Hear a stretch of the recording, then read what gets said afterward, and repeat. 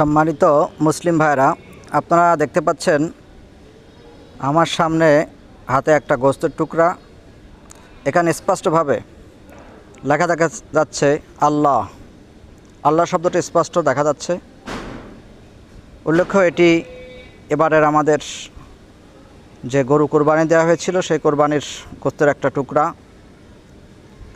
আজকে রান্না করার সময় হঠাৎ করে আল্লাহ লেখা এই অংশটি চুলায় দেওয়ার পরেই উপরে ভেসে ওঠে, যেখানে স্পষ্ট ভাবে দেখা যাচ্ছে আল্লাহ রাব্বুল আলামিনের নিদর্শন, তার সুমহান নাম এখানে রয়েছে। আল্লাহ রাব্বুল আলামিন তার নিদর্শন দেখান মানুষদেরকে। সেই স্পষ্ট নিদর্শন আমরা দেখতে পাচ্ছি যে সকল বিষয় আল্লাহ রাব্বুল আলামিনের একক ক্ষমতা রয়েছে।